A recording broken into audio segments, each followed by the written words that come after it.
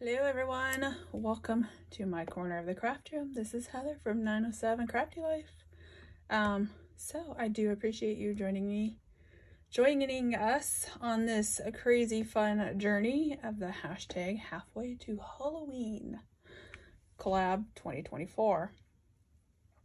So this collaboration is hosted by Judy over at My Scrapbook Loft and Susan at Crafty Adventures with Susan Tootsie Tucker. That's a tongue twister for me.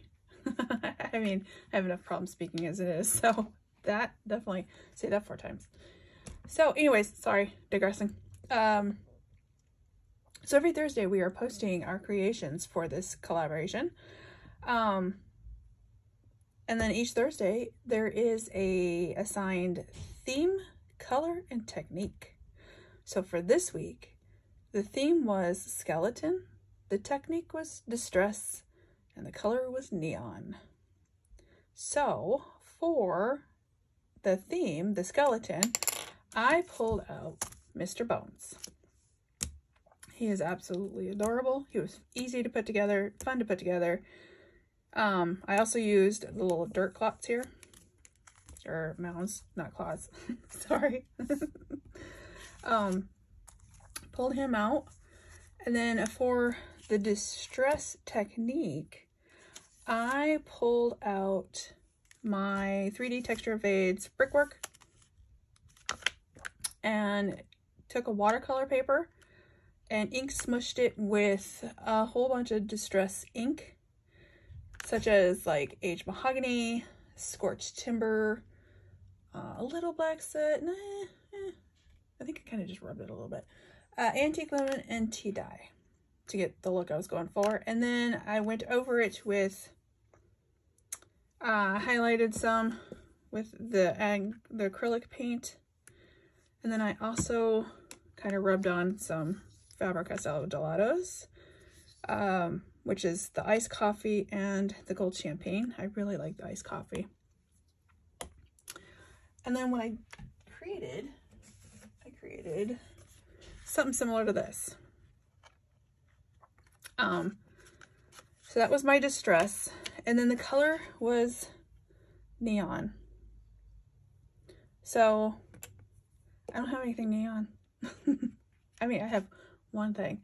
So when you look up the definition of neon, it says bright colors. Well, that wasn't very helpful because that could be, you know, bright yellow, which it could be neon.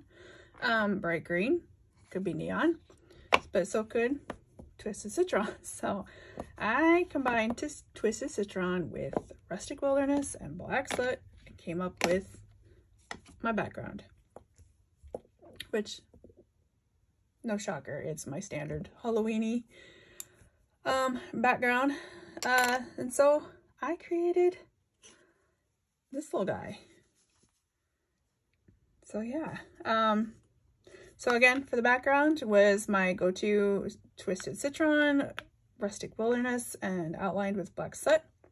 I did use the moon mask, the medium-sized moon mask from Tim Holtz, which is, I colored that with antique linen oxide and pumice stone oxide.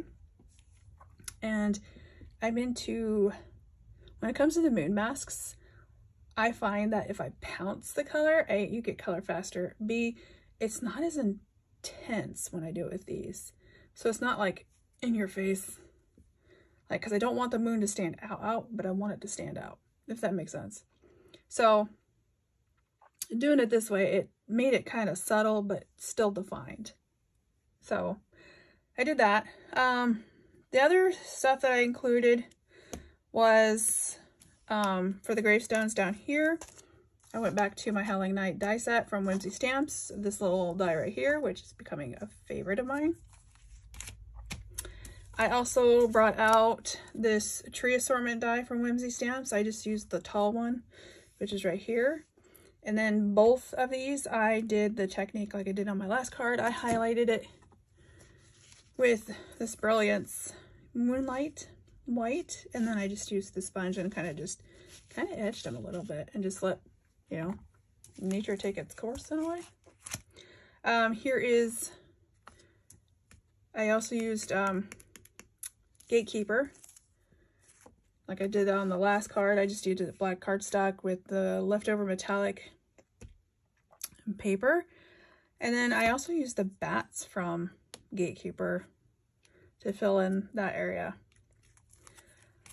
And then so for the gravestone, which is, I used the Build a Gravestone die from Whimsy Stamps. I had some left over from my last project. And so this is kind of what it looks like raw. And then all I did was tapped it again with some white, give it a little speckled look. I did ink stamp a couple of images from the stamp, which I think I used the Rest in Peace, and then I used the symbol here. And then just heat embossed it with some detailed silver, and then I stamped back over it with my black ink, so it gave it kind of like a worn kind of look. I don't know if you can see it. I don't know if the camera picks it up, so sorry if it doesn't, but you can see it in person. And then again, I went over the tombstone with Forest Moss, my oxide, because I don't know if it's an oxide or if it's just weird. But I still like it. Went over it with the dry brush again technique, and then where I edged it with the Forest Moss, I went over it with the Grit Paste Crypt, and then when I put it on the palette knife, it comes out like smooth looking. So I don't want smooth, so I wanted it a little rough, so I just take the brush again and just kind of pounce like this. And then whatever ink is underneath and on top of what's left in here kind of just mixes in with the Grit Paste. So it gives it like that mossy look, and I absolutely love that technique. It's fun. So yeah, and then just layered it all together. So with the brickwork, it's made for an A2 card, and this is a 5x7, so that's when I had to bring in the mounds of dirt to kind of fill in this little gap that's down here. I mean, if you look real close, you might be able to see the gap. I see it, sort of.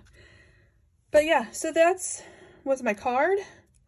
I did do the inside. I turned this spooky little scene into a thank you card. I honestly, I inked this up, and this is from Zombie Friends from Color Craft. I just used the thank you and for bringing me back to life.